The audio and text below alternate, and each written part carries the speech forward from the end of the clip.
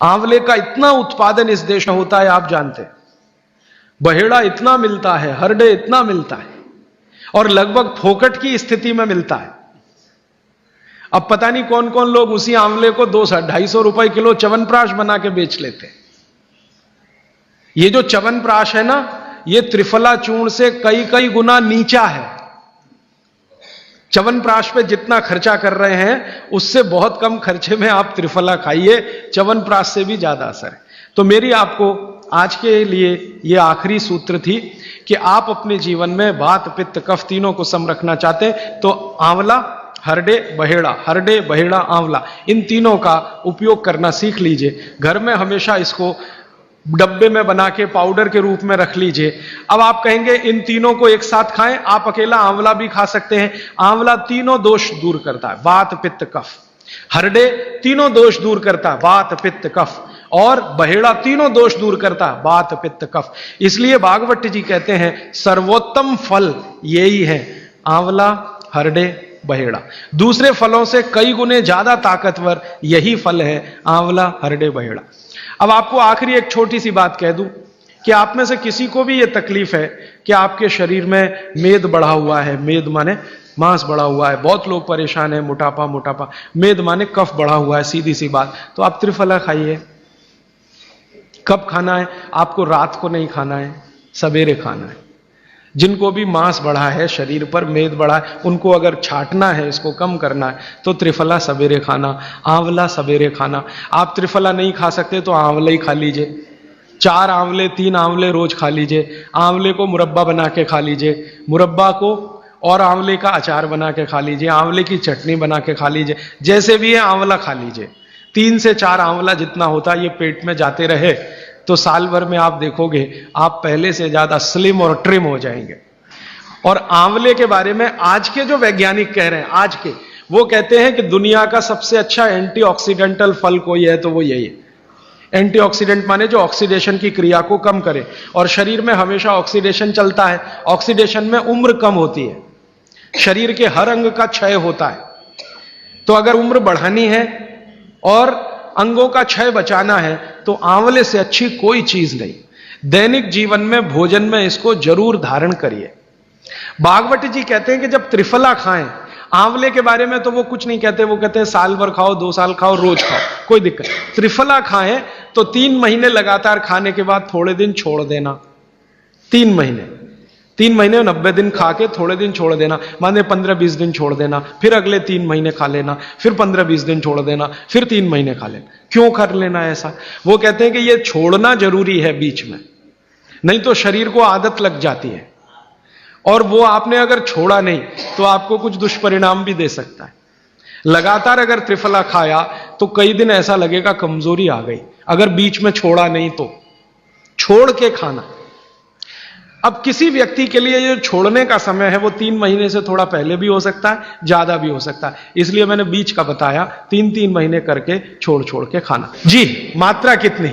मात्रा में बता देता हूं। जिनको वजन कम करना है, वजन कम करने के लिए त्रिफला या आंवले का उपयोग करना है तो आंवला 3 से 4 और त्रिफला हमेशा बड़ा टी स्पून, एक तो छोटी चम्मच होती है, एक थोड़ी बड़ी चम्मच, तो 1 चम्मच, हाँ, गुड़ के साथ सुबह, नहीं तो शहद के साथ। और जिनको रेचक के रूप में उपयोग करना है, पेट साफ करने के लिए, आंतों की सफाई करने के लिए, वो रात को खाएं। रात को भी आंवला लगभग 1 चम्मच, लेकिन छोटी चम्मच। कैसे खाना है? गुड़ के साथ कैसे मिलाएं? आंवले का चूर्ण आपके पास है, थोड़ा गुड़ ले लो, चूर्ण और गुड़ को ऐसे हाथ से मसल दो, वो लड्डू जैसा हो जाएगा, गुड़ उसको अपने में समा लेगा, फिर गुड़ खा लो। पीछे से थोड़ा दूध पी लो। मैंने आपको कहा था कि भागवत जी कहते हैं कि दूध एक ही चीज के साथ पिया जा सकता है, वो है आंवला। जो बाजार में त्रिफला चूर्ण मिलता है वो खा सकते हैं? मेरी आपको एक विनती है, बाजार का त्रिफला चूर्ण लाने से अच्छा है बाजार से आंवला लाना, बहेड़ा लाना, हरडे लाना, कूट पीस के अपने घर में बनाना। क्योंकि बाजार में कई बार बहुत सारी चीजें हैं जो कॉमर्शलाइज हो चुकी हैं और उनके असर अगर कम हुए तो आप भागवत को गाली देंगे। इसलिए रॉ मटेरियल लाके घर में तैयार करना, कूट पीस के। जी, आपने गुड़ की बहुत महत्वपूर्णता बताई, परंतु डायबिटीज पेशेंट्स क्या करें उसके लिए? गुड़ आप डायबिटीज में खाइए, भरपेट आंवले के साथ खाइए, त्रिफला के साथ खाइए, कोई तकलीफ नहीं, कोई तकलीफ नहीं है गुड़ खाने में। डायबिटिक लोग भी गुड़ खा सकते हैं, शुगर ना खाएं। और जूस का क्या करें? डॉक्टर्स तो कहते हैं डायबिटीज डोंट ईट फ्रूट्स करके। आप बिल्कुल चिंता मत करिए, आप भगवान की दी गई जो शक्कर है, ईश्वर की दी गई शक्कर है, जूस में है, फल में है, वो आपको शायद मालूम है या नहीं। शक्कर जो है ना, शुगर, इसके कई रूप हैं। एक है ग्लूकोज, एक है सुक्रोज, एक है फ्रक्टोज।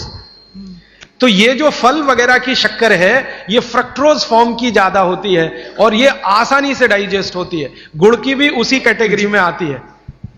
तो आप चीनी मत खाइए, गुड़ खा सकते हैं, शहद खा सकते हैं, फल खा सकते हैं। मीठे कोई भी फल खाने में तकलीफ नहीं है, बशर्ते कि त्रिफला खाते रहें, थोड़ा त्रिफला लेते। जिनको भी डायबिटीज है वो भी त्रिफला का सेवन करें, क्योंकि डायबिटीज मैंने कहा ना वात का रोग है, तो वात कम करेगा। त्रिफला में तीनों चीजें हैं जो वात नाशक हैं, आंवला, हरड़ा, बहेड़ा। त्रिफला आपने कहा लेना है रात को और सुबह कब लेना, जैसे खाने के पहले, खाने के बाद? रात को तो आप लें, पेट साफ करना हो, कॉन्स्टिपेशन दूर करना हो। देखिए मैं अब थोड़ा बता ही दूं, बवासीर अगर किसी को है, ठीक करने के लिए त्रिफला लेना चाहते हैं तो रात को लें। मूढ़ व्याध, पाइल्स जिसको आप कहते हैं, हेमोरॉइड्स, वो जब भी ठीक करने के लिए त्रिफला लें तो रात को लें। बगंदर, ये ठीक करने के लिए त्रिफला लें तो रात को लें। माने मेरे कहने का है, पेट से जुड़ी बीमारियां ठीक करने के लिए त्रिफला उपयोग करना है तो रात को। चम्मच एक छोटी, दूध के साथ या गर्म पानी के साथ। और अगर आपको मांस कम करना है, कफ नाशक बीमारियां, कफ से जुड़ी हुई बीमारियां, तो सुबह खाने के बाद लेंगे रात को, और सवेरे लेंगे खाने के पहले। खाने के ही नहीं, नाश्ते के भी पहले 40 मिनट, नाश्ता करने से 40 मिनट पहले। जी आपने बताया कि त्रिफला 1, 2, 3 के अनुपात में बनावे हैं, तो आपने जो मुंबई वाली बात करी, तो मुंबई वाले भाई साहब को पहले आपने 1, 2, 3 के अनुपात वाला ये त्रिफला दिया, वो जब बराबर काम नहीं किया तो फिर आपने समकालीन दिया और वो बिल्कुल ठीक हो गए। तो ये क्या प्रोसेस हुआ? हाँ, ये सवाल थोड़ा टेक्निकल है।